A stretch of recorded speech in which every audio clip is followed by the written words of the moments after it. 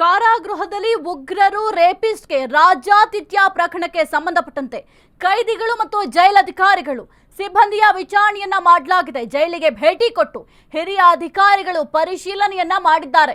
ಹೆಚ್ಚುವರಿ ಕಾರಾಗೃಹ ಮಹಾನಿರೀಕ್ಷಕ ಆನಂದ್ ಪ್ರತಿಕ್ರಿಯೆಯನ್ನ ಕೊಟ್ಟಿದ್ದಾರೆ. 2023 ಮತ್ತು 2025ರ ವಿಡಿಯೋ ಅಂತ ಅಧಿಕಾರಿಗಳು ಸ್ಪಷ್ಟಪಡಿಸಿದ್ದಾರೆ. ಪ್ರಕರಣ ದಾಖಲಿಸಲು ಸೂಚಿಸಿದ್ದು ವರದಿಯ ಬಳಿಕ ಕ್ರಮ ಅಂತ ಹೇಳಲಾಗಿದೆ.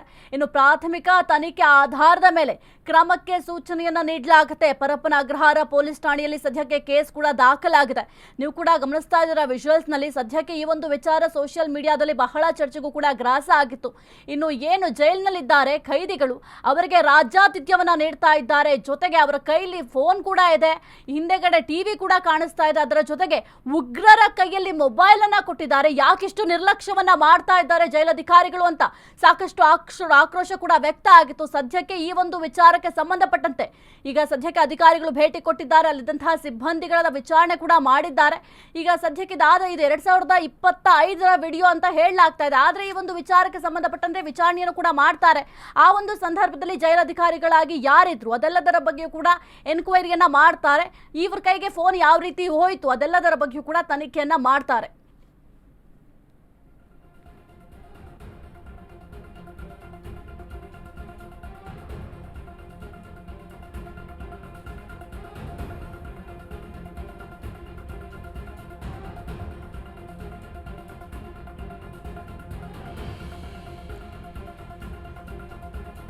ಇನ್ನು ಕಾರಾಗೃಹದಲ್ಲಿ ಉಗ್ರರು ರೇಪಿಸ್ಟ್ಗೆ ರಾಜ್ಯಾತಿಥ್ಯ ನೀಡ್ತಾ ಇದ್ರು. ಈ ಒಂದು ವಿಚಾರ ಬಹಳ ಚರ್ಚೆಗೂ ಕೂಡ ಕಾರಣ ಆಗಿತ್ತು.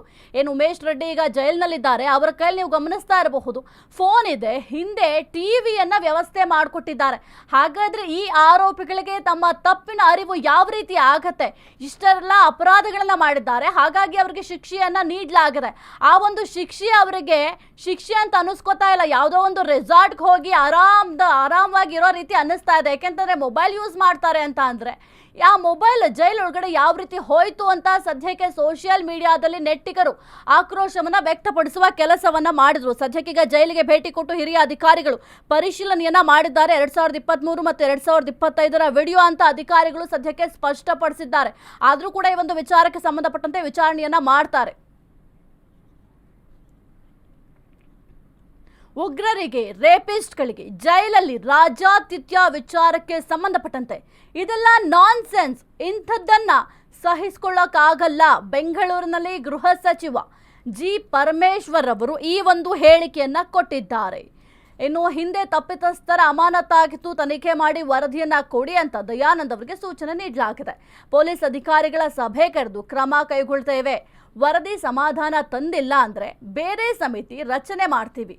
ಉಗ್ರ ಆಗ್ಲಿ ಯಾರೇ ಆಗ್ಲಿ ಫೋನ್ ಕೊಡೋ ಹಾಗಿಲ್ಲ. ಆತನ ಕೈಗೆ ಯಾವ ರೀತಿ ಫೋನ್ ಹೋಯ್ತು, ಜೊತೆಗೆ ಹಳೆ ವಿಡಿಯೋನ ಅಂತ ಗೊತ್ತಿಲ್ಲ. ತನಿಖೆ ಆಗಬೇಕು. ತನಿಖೆ ಆದ ನಂತರ ಈ ಒಂದು ಪ್ರಶ್ನೆಗೆ ಉತ್ತರ ಸಿಗುತ್ತೆ ಅಂತ ಸದ್ಯಕ್ಕೆ ಜಿ ಪರಮೇಶ್ವರ್ ಅವರು ಹೇಳಿಕೆಯನ್ನ ಕೊಟ್ಟಿದ್ದಾರೆ. ಹಾಗಾಗಿ ಸದ್ಯಕ್ಕೆ ಈ ಒಂದು ವಿಚಾರಕ್ಕೆ ಸಂಬಂಧಪಟ್ಟಂತೆ ತನಿಖೆಯನ್ನ ಮಾಡಲಾಗುತ್ತೆ. ಒಂದು ವೇಳೆ ಈಗ ಏನು ವರದಿಯನ್ನ ಸಿದ್ಧಪಡಿಸಲು ಸೂಚನೆಯನ್ನ ಕೊಟ್ಟಿದ್ದಾರೆ, ಆ ಒಂದು ವರದಿ ಇವರಿಗೆ ಸಮಾಧಾನ ತಂದಿಲ್ಲ ಅಥವಾ ಸರಿ ಇಲ್ಲ, ಏನಾದ್ರೂ ಲೋಪದೋಷ ಇದೆ ಅಂತ ಆದ್ರೆ ಬೇರೆ ಸಮಿತಿ ರಚನೆ ಮಾಡ್ತೀವಿ ಅಂತ ಕೂಡ ಸದ್ಯಕ್ಕೆ ಜಿ ಪರಮೇಶ್ವರ್ ಅವರು ಹೇಳಿಕೆಯನ್ನ ಕೊಟ್ಟಿದ್ದಾರೆ. ಉಗ್ರ ಆಗಿರ್ಲಿ ಯಾರೇ ಆಗಿರ್ಲಿ ಫೋನ್ ಕೊಡೋ ಹಾಗಿಲ್ಲ. ಅವರ ಕೈಗೆ ಯಾವ ರೀತಿ ಫೋನ್ ಹೋಯ್ತು ಅನ್ನೋದು ಕೂಡ ಬಹಳ ಮುಖ್ಯ ಆಗುತ್ತೆ. ಹಳೆ ವಿಡಿಯೋ ಆದ್ರೂ ಕೂಡ ಈ ಒಂದು ವಿಚಾರವಾಗಿ ತನಿಖೆ ಆಗಬೇಕು ಅಂತ ಸದ್ಯಕ್ಕೆ ಜಿ ಪರಮೇಶ್ವರ್ ಅವರು ಹೇಳಿಕೆ ಕೊಟ್ಟಿದ್ದಾರೆ.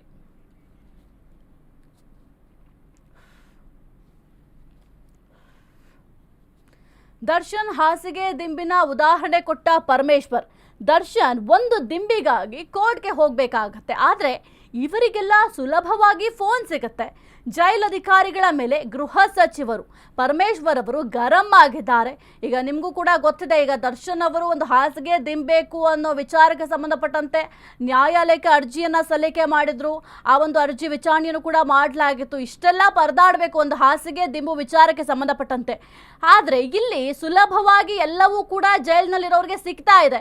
ಹಾಗಾದ್ರೆ ದರ್ಶನ್ ವಕೀಲರು ಏನು ಆರೋಪವನ್ನ ಮಾಡ್ತಾ ಇದ್ರು ಅದು ಈ ಮೂಲಕ ಸತ್ಯ ಸತ್ಯ ಅಂತ ಅನಿಸುತ್ತೆ ಮೇಲ್ನೋಟಕ್ಕೆ. ಯಾಕೆಂತಂದ್ರೆ ದರ್ಶನ್ ಪರ ವಕೀಲರು ಆರೋಪವನ್ನ ಮಾಡ್ತಾ ಇದ್ರು, ಬೇರೆ ಖೈದಿಗಳನ್ನ ಚೆನ್ನಾಗಿ ನೋಡ್ಕೊತಾ ಇದ್ದಾರೆ, ಅವರಿಗೆ ಬೇಕಾದಂತಹ ಸೌಲಭ್ಯಗಳನ್ನ ಒದಗಿಸ್ಕೊಡ್ತಾ ಇದ್ದಾರೆ, ಆದ್ರೆ ನನಗೆ ಕನಿಷ್ಠ ಒಂದು ಹಾಸಿಗೆ ದಿಂಬಿನ ವ್ಯವಸ್ಥೆ ಕೂಡ ಮಾಡ್ಕೊಡ್ತಾ ಇಲ್ಲ ಅಂತ ದರ್ಶನ್ ಪರ ವಕೀಲರು ವಾದವನ್ನು ಕೂಡ ಮಾಡಿದ್ರು. ಈ ಒಂದು ವಿಚಾರವನ್ನ ಈಗ ಜಿ ಪರಮೇಶ್ವರ್ ಅವರು ಪ್ರಸ್ತಾಪವನ್ನ ಮಾಡಿದ್ದಾರೆ. ಮೊದಲ ಪತ್ನಿಗೆ ಡಿವೋರ್ಸ್, ಎರಡನೇ ಹೆಂಡತಿಗೆ ಟಾರ್ಚರ್. ಹೆಣ್ಣು ಮಗು ಹುಟ್ಟಿದ್ದಕ್ಕೆ ಪತ್ನಿಯಿಂದಲೇ ದೂರ. ಮೊದಲ ಪತ್ನಿಗೆ ಡಿವೋರ್ಸ್, ಎರಡನೇ ಹೆಂಡತಿಗೆ ಟಾರ್ಚರ್. ಹೆಣ್ಣು ಮಗು ಹುಟ್ಟಿದ್ದಕ್ಕೆ ಪತ್ನಿಯಿಂದಲೇ ದೂರ ಉಳಿದಿದ್ದಾರೆ. ಕಿರುಕುಳ ಮಾತ್ರ ಅಲ್ಲ, ಎರಡನೇ ಪತ್ನಿಗೂ ಕೂಡ ಡಿವೋರ್ಸ್ ನೋಟಿಸ್ ನೀಡಲಾಗಿದೆ. ಪ್ರಹ್ಲಾದ್ ತಂತ್ರಿ ಎಂಬಾತನ ಮೇಲೆ ದೂರು ಕೂಡ ಸದ್ಯಕ್ಕೆ ದಾಖಲಾಗಿದೆ. ಮ್ಯಾಟ್ರಿಮೋನಿ ಪ್ರೊಫೈಲ್ನಲ್ಲಿ ಪ್ರಹ್ಲಾದ್ ಪರಿಚಯ ಆಗಿತ್ತು. ಕಾವ್ಯ ಮತ್ತು ಪ್ರಹ್ಲಾದ್ ಇಬ್ಬರಿಗೂ ಕೂಡ ಎರಡನೇ ಮದುವೆ ಇದು. ಜೊತೆಗೆ ಹೆಣ್ಣು ಮಗುವಿನ ವಿಷಯವನ್ನ ಮುಚ್ಚಿಟ್ಟು ಪ್ರಹ್ಲಾದ್ ಈ ಒಂದು ಮದುವೆಯಾಗಿದ್ದ ಎಂಬ ಮಾಹಿತಿ ಕೂಡ ಸದ್ಯಕ್ಕೆ ಲಭ್ಯ ಆಗಿರುವಂಥದ್ದು.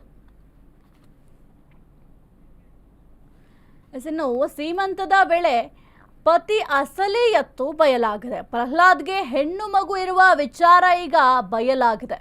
ಗರ್ಭಿಣಿ ಕಾವ್ಯಾಳಿಗೂ ಕೂಡ ಹೆಣ್ಣು ಮಗು ಜನಿಸಿತ್ತು. ಹೆಣ್ಣು ಮಗು ಆಯಿತು ಅಂತ ಕಾವ್ಯಾಳಿಗೂ ಕೂಡ ಈತ ಕಿರುಕುಳವನ್ನ ಕೊಡ್ತಾ ಇದ್ನಂತೆ. ಸ್ವಲ್ಪ ದಿನಗಳಲ್ಲಿ ಡಿವೋರ್ಸ್ ನೋಟಿಸ್ ಅನ್ನ ಪತಿ ಕಳಿಸಿದ್ದಾನೆ. ವಂಚನೆ ಕಿರುಕುಳ ಆರೋಪದ ಪತಿ ವಿರುದ್ಧ ಸದ್ಯಕ್ಕೆ ದೂರನ್ನ ದಾಖಲು ಮಾಡಲಾಗಿದೆ. ಚಾಮರಾಜಪೇಟೆ ಪೊಲೀಸ್ ಠಾಣೆಯಲ್ಲಿ ಈಗ ಕಂಪ್ಲೇಂಟ್ ಅನ್ನು ಕೂಡ ನೀಡಲಾಗಿದೆ.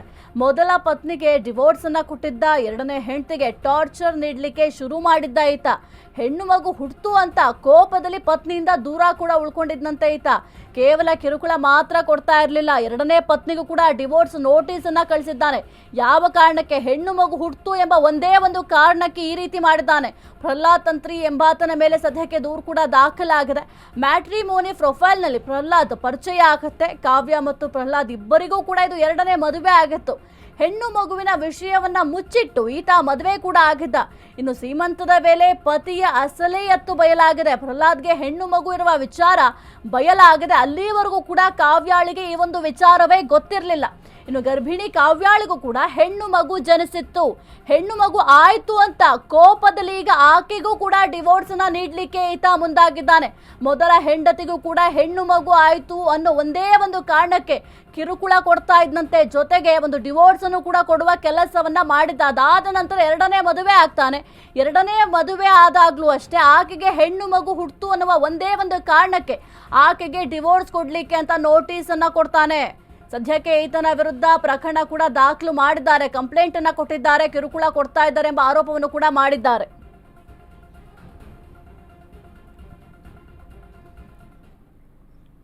ಟ್ರಾಫಿಕ್ ನಿಯಂತ್ರಣಕ್ಕೆ ಖಾಕಿ ಮತ್ತೊಂದು ಪ್ಲಾನ್ ಮಾಡಿದೆ. ಇನ್ಮುಂದೆ ಲಾ ಅಂಡ್ ಆರ್ಡರ್ ಪೊಲೀಸರು ಬಳಕೆ ಮಾಡ್ತಾರೆ.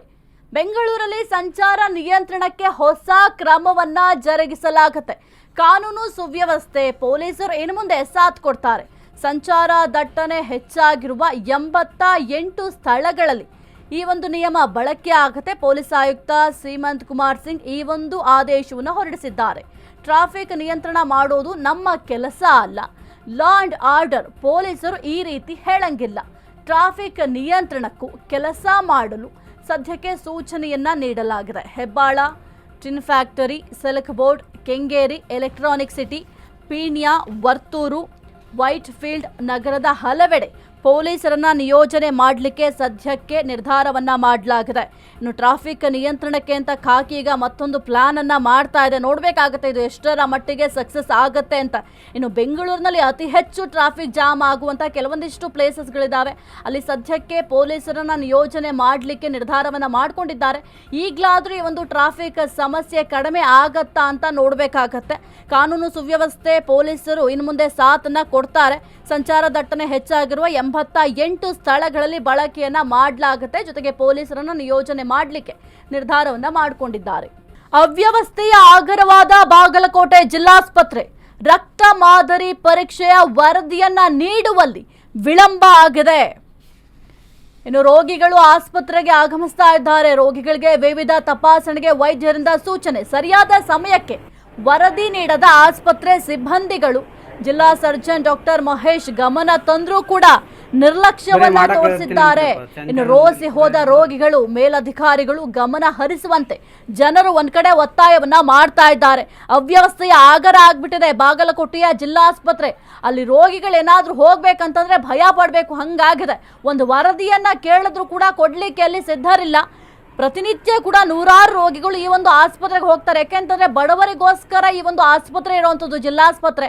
ಆದ್ರೆ ಈಗ ಯಾವ ರೀತಿ ಆಗಿದೆ ಅಂತ ಅಂದ್ರೆ ಬಡವರು ಈ ಆಸ್ಪತ್ರೆಗೆ ಹೆಂಗಪ್ಪ ಹೋಗೋದು ಅಂತ ಯೋಚನೆ ಮಾಡಬೇಕು. ಒಂದು ವರದಿಯನ್ನ ಕೊಡಬೇಕು ಅಥವಾ ಒಂದು ರಿಪೋರ್ಟ್ ಅನ್ನ ಕೊಡ್ಬೇಕಂದ್ರೆ ಬಹಳ ಕೇರ್ಲೆಸ್ ಮಾಡ್ತಾರೆ, ನೆಗ್ಲೆಕ್ಟ್ ಮಾಡ್ತಾರೆ. ಪ್ರತಿನಿತ್ಯ ಈ ಒಂದು ಸಮಸ್ಯೆನ ಫೇಸ್ ಮಾಡ್ತಾ ಇದ್ದಾರೆ. ಅವ್ಯವಸ್ಥೆಯ ಆಗರ ಆಗ್ಬಿಟ್ಟಿದೆ ಬಾಗಲಕೋಟೆಯ ಜಿಲ್ಲಾಸ್ಪತ್ರೆಯಲ್ಲಿ ಹೋಗ್ಬೇಕಂತ ಅಂದ್ರೆ ಜನರು ಯೋಚನೆ ಮಾಡಬೇಕು. ಮೊದಲಿಗೆ ನಾವು ಜಿಲ್ಲಾಸ್ಪತ್ರೆಯನ್ನ ಯಾವ ಕಾರಣಕ್ಕೆ ನಿರ್ಮಾಣ ಮಾಡ್ತಾರೆ ಅಂತ ಅಂದ್ರೆ ಬಡವರಿಗೆ ಒಂದು ಜಿಲ್ಲಾಸ್ಪತ್ರೆ ಅನುಕೂಲ ಆಗಲಿ ಎಂಬ ಕಾರಣಕ್ಕೆ ಈ ಒಂದು ಆಸ್ಪತ್ರೆ ನಿರ್ಮಾಣ ಮಾಡಿರುವಂಥದ್ದು. ಆದ್ರೆ ಒಂದು ರಕ್ತ ಪರೀಕ್ಷೆ ಮಾಡ್ಬೇಕಂತಂದ್ರೂ ಕೂಡ ರಿಪೋರ್ಟ್ ಕೊಡ್ಲಿಕ್ಕೆ ನಿರ್ಲಕ್ಷ್ಯವನ್ನ ಮಾಡ್ತಾ ಇದ್ದಾರೆ. ಇನ್ನು ಸರಿಯಾದ ಸಮಯಕ್ಕೆ ಸಿಬ್ಬಂದಿಗಳು ಬರ್ತಾ ಇಲ್ವಂತೆ. ಇಲ್ಲಿ ಸರ್ಕಾರ ಅವರಿಗೆ ಸಂಬಳ ಕೊಡ್ತಾ ಇಲ್ವಾ ಅಂತ ಅನ್ಸುತ್ತೆ. ಸಂಬಳ ಕೊಡದೇ ಇರೋದಕ್ಕೆ ಏನಾದ್ರು ಈ ರೀತಿ ನೆಗ್ಲೆಕ್ಟ್ ಮಾಡ್ತಾ ಇದ್ದೀರಾ? ಸರಿಯಾಗಿ ಸಂಬಳ ಕೊಡ್ತಾ ಇದೆ, ನಿಮ್ಗೆ ಇಷ್ಟ ಬಂದಂಗೆ ಹೋಗ್ಬೋದು, ಇಷ್ಟ ಬಂದಂಗೆ ಬರಬಹುದು ಅಂತಂದ್ರೆ ಆ ಸಂಬಳ ನಿಮಗೆ ಬೇಕಾಗಿಲ್ಲ, ಅದು ಅವಶ್ಯಕತೆಯೇ ಇಲ್ಲ. ರೋಗಿಗಳನ್ನ ನೋಡ್ಕೊಂಡ್ಲಿಕ್ಕೆ ಅಂತ ನಿಮ್ಮನ್ನ ಅಲ್ಲಿ ಯೋಜನೆ ಮಾಡಿರೋದು. ಸರಿಯಾದ ಸಮಯಕ್ಕೆ ಬಂದಿಲ್ಲ ಅಂತಂದ್ರೆ ಯಾರಿಗೂ ಈಗ ಎಮರ್ಜೆನ್ಸಿ ಏನಾದ್ರು ತೊಂದರೆ ಆಯ್ತು, ಅದರ ಜವಾಬ್ದಾರಿ ಯಾರು ಹೊರ್ತೀರಾ? ಹಾಗಾದ್ರೆ ಅದನ್ನ ನೀವು ಜವಾಬ್ದಾರಿ ತಗೊಳ್ತೀರಾ? ಎಷ್ಟೇ ಬಾರಿ ಇದನ್ನ ಮೇಲಧಿಕಾರಿಗಳ ಗಮನಕ್ಕೆ ತರುವ ಕೆಲಸವನ್ನ ಮಾಡಿದ್ರೂ ಕೂಡ ಮೇಲಧಿಕಾರಿಗಳು ಕೂಡ ರೆಸ್ಪಾನ್ಸ್ ಮಾಡ್ತಾ ಇಲ್ಲ ಅಂತಂದ್ರೆ ಸಾರ್ವಜನಿಕರ ಪರಿಸ್ಥಿತಿ ಏನಾಗಬೇಕು? ಹಾಗಾದ್ರೆ ಜಿಲ್ಲಾಸ್ಪತ್ರೆಗೆ ಬರಲೇಬಾರ್ದ ಅಂತ ಅನ್ಸುತ್ತೆ ಇದನ್ನ ನೋಡ್ತಾ ಹೋದ್ರೆ. ಯಾಕೆಂತಂದ್ರೆ ಜಿಲ್ಲಾಸ್ಪತ್ರೆ ಅನ್ನೋದು ಅಥವಾ ಒಂದು ಸರ್ಕಾರಿ ಆಸ್ಪತ್ರೆ ಅನ್ನೋದು ನಾವು ಯಾವ ಕಾರಣಕ್ಕೆ ಅಲ್ಲಿ ನಿಯೋಜನೆ ಮಾಡ್ತೀವಿ ಅನ್ನೋದು ಬಹಳ ಮುಖ್ಯ ಆಗುತ್ತೆ. ಆ ಒಂದು ಆಸ್ಪತ್ರೆನ ನಿರ್ಮಾಣ ಮಾಡೋದು ನಾವು ಒಂದೇ ಉದ್ದೇಶಕ್ಕೆ, ಬಡವರಿಗೆ ಅನುಕೂಲ ಆಗಲಿ. ಬಡವರಿಗೆ ಖಾಸಗಿ ಆಸ್ಪತ್ರೆಗೆ ಹೋಗಿ ಅಲ್ಲಿ ಒಂದು ದುಡ್ಡನ್ನ ಭರಿಸುವಂತಹ ಶಕ್ತಿ ಇರೋದಿಲ್ಲ. ಅಟ್ಲೀಸ್ಟ್ ನಮ್ಮ ಬಡವರಿಗೆ ಹೆಲ್ಪ್ ಆಗುತ್ತೆ, ಒಂದು ಜಿಲ್ಲಾಸ್ಪತ್ರೆ ಸರ್ಕಾರಿ ಆಸ್ಪತ್ರೆ ಅಂತ ನಿರ್ಮಾಣ ಮಾಡ್ತೀವಿ. ಆದ್ರೆ ಅಲ್ಲಿ ಈ ರೀತಿಯ ನಿರ್ಲಕ್ಷ್ಯವನ್ನ ತೋರಿಸಿದ್ರೆ ಅಲ್ಲಿ ರೋಗಿಗಳ ಪರಿಸ್ಥಿತಿ ಏನಾಗಬೇಕು?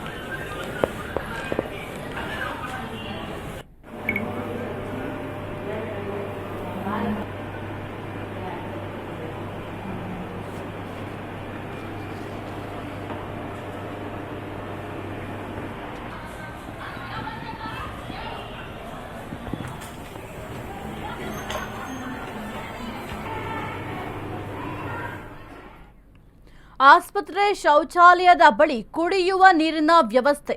ಮಳವಳ್ಳಿ ಸರ್ಕಾರಿ ಆಯುರ್ವೇದ ಆಸ್ಪತ್ರೆ ಅವ್ಯವಸ್ಥೆಯ ಆಗರ ಆಗಿದೆ. ಮಂಡ್ಯ ಜಿಲ್ಲೆ ಮಳವಳ್ಳಿ ತಾಲೂಕಿನ ಆಯುರ್ವೇದ ಆಸ್ಪತ್ರೆ ಅವ್ಯವಸ್ಥೆಯ ಆಗರ ಆಗ್ಬಿಟ್ಟಿದೆ. ಕುಡಿಯುವ ನೀರಿನ ಘಟಕದ ಬಳಿ ಮೆಡಿಕಲ್ ವೇಸ್ಟ್ ರಾಶಿಗಳಿದಾವೆ.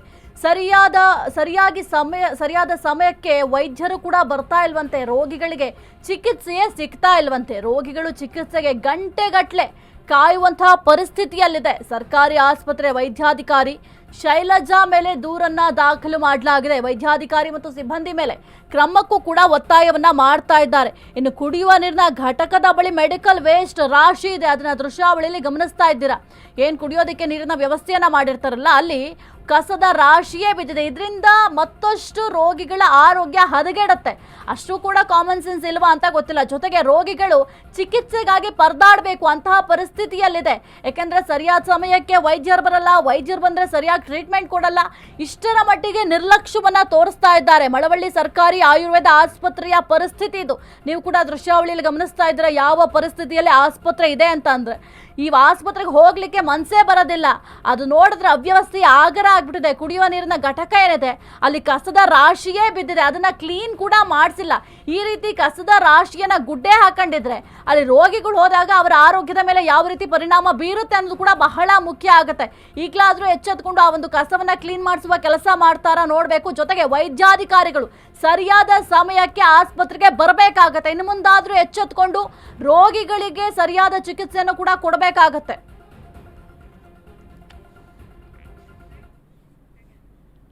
ಕಾರಾಗೃಹದಲ್ಲಿ ಎಣ್ಣೆ ಪಾರ್ಟಿ ಬಾಡೂಟ, ಜೈಲಲ್ಲಿ ರೆಸಾರ್ಟ್ ರೀತಿ ಕೈದಿಗಳು ಬಿಂದಾಸ್ ಆಗಿ ಪಾರ್ಟಿಯನ್ನ ಮಾಡ್ತಾ ಇದ್ದಾರೆ. ಇವ್ರಿಗೆ ಹೇಳೋರಿಲ್ಲ ಕೇಳೋರಿಲ್ಲ, ಬಿಂದಾಸ್ ಆಗಿ ಪಾರ್ಟಿ ಮಾಡ್ತಿದ್ದಾರೆ. ವೈರಲ್ ಆಗ್ತಿದೆ ಜೈಲಿನ ಕರ್ಮಕಾಂಡದ ವಿಡಿಯೋ. ನೆನ್ನೆ ಪರಪ್ಪನ ಅಗ್ರಹಾರದ ವಿಡಿಯೋ ವೈರಲ್ ಆಗುತ್ತಲ್ಲ, ಎಲ್ಲರೂ ಕೂಡ ನೋಡಿದ್ರೆ ಜೈಲಿನಲ್ಲಿ ಯಾವ ರೀತಿ ಅವ್ಯವಸ್ಥೆ ಆಗರ ಆಗಿತ್ತು ಅಂತ. ಜೈಲಿನಲ್ಲಿ ಕೈದಿಗಳು ಫೋನ್ನಲ್ಲಿ ಮಾತನಾಡ್ತಾ ಇದ್ರು, ಫೋನ್ನ ಸ್ಕ್ರೋಲ್ ಮಾಡ್ತಾ ಇದ್ರು.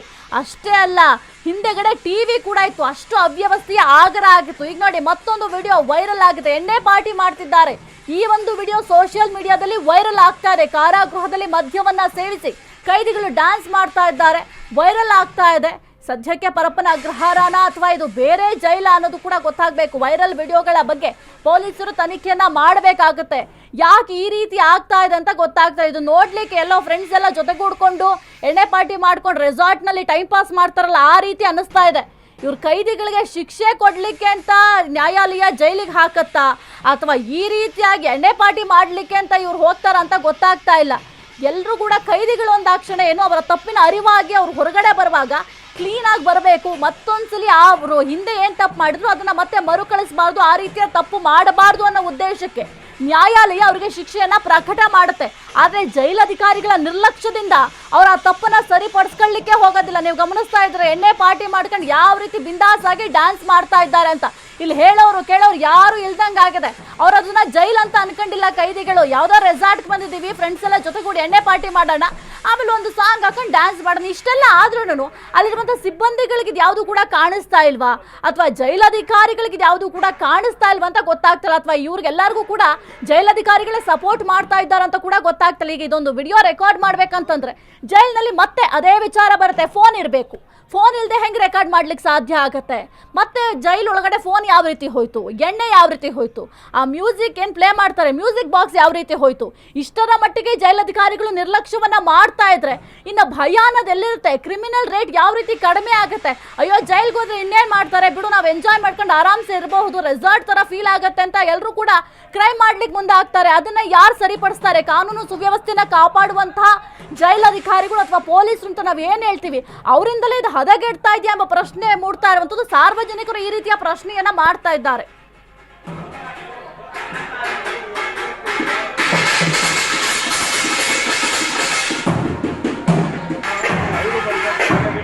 ಅವರು ಬರಬೇಕು.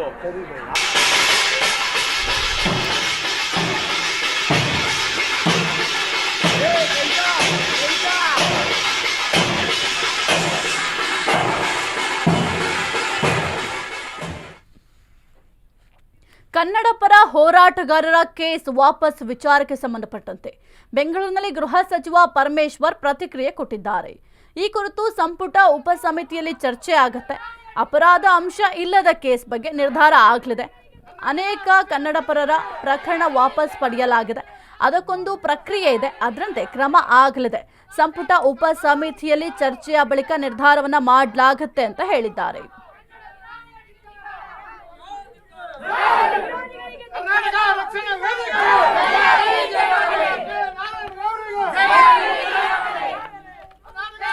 ಕನ್ನಡ ಪರ ಹೋರಾಟಗಾರರ ವಿರುದ್ಧವಾಗಿ ಒಂದು ಪ್ರಕರಣ ಕೂಡ ದಾಖಲು ಮಾಡಲಾಗಿತ್ತು. ಸದ್ಯಕ್ಕೆ ಆ ಒಂದು ಕೇಸನ್ನು ವಾಪಸ್ ಪಡೆಯಲಾಗಿದೆ. ಈ ಒಂದು ವಿಚಾರಕ್ಕೆ ಸಂಬಂಧಪಟ್ಟಂತೆ ಬೆಂಗಳೂರಿನಲ್ಲಿ ಗೃಹ ಸಚಿವ ಪರಮೇಶ್ವರ್ ಅವರು ರಿಯಾಕ್ಟ್ ಕೂಡ ಮಾಡಿದ್ದಾರೆ. ಈ ಕುರಿತು ಸಂಪುಟ ಉಪಸಮಿತಿಯಲ್ಲಿ ಚರ್ಚೆ ಆಗುತ್ತೆ. ಅಪರಾಧ ಅಂಶ ಇಲ್ಲದ ಕೇಸ್ ಬಗ್ಗೆ ನಿರ್ಧಾರ ಕೂಡ ಆಗತ್ತೆ. ಅನೇಕ ಕನ್ನಡ ಪರರ ಪ್ರಕರಣವನ್ನು ವಾಪಸ್ ಪಡೆಯಲಾಗಿದೆ. ಅದಕ್ಕೊಂದು ಪ್ರಕ್ರಿಯೆ ಕೂಡ ಇರುತ್ತೆ, ಅದರಂತೆ ಕ್ರಮ ಆಗತ್ತೆ. ಸಂಪುಟ ಉಪ ಸಮಿತಿಯಲ್ಲಿ ಚರ್ಚೆಯ ಬಳಿಕ ಈ ಒಂದು ನಿರ್ಧಾರವನ್ನ ಪ್ರಕಟ ಮಾಡ್ತೀವಿ ಅಂತ ಸದ್ಯಕ್ಕೆ ಹೇಳಿಕೆಯನ್ನ ಕೊಟ್ಟಿದ್ದಾರೆ. ಹಾಗಾಗಿ ಯಾವಾಗ ಈ ಒಂದು ನಿರ್ಧಾರವನ್ನ ತೆಗೆದುಕೊಳ್ತಾರೆ ಅದನ್ನು ಕೂಡ ಬಹಳ ಮುಖ್ಯ ಆಗತ್ತೆ. ನೋಡ್ಬೇಕಾಗತ್ತೆ ಯಾವಾಗ ಈ ನಿರ್ಧಾರವನ್ನ ಕೈಗೊಳ್ತಾರೆ ಅಂತ. ಜೊತೆಗೆ ಈಗ ಒಂದು ಕೇಸನ್ನ ವಾಪಸ್ ಪಡಿಬೇಕು ಅಂತಂದ್ರೆ ಅದಕ್ಕೆ ಕೆಲವೊಂದಿಷ್ಟು ಪ್ರೊಸೀಜರ್ ಕೂಡ ಇದೆ. ಆ ಪ್ರೊಸೀಜರ್ಗಳನ್ನ ಫಾಲೋ ಮಾಡಬೇಕಾಗತ್ತೆ.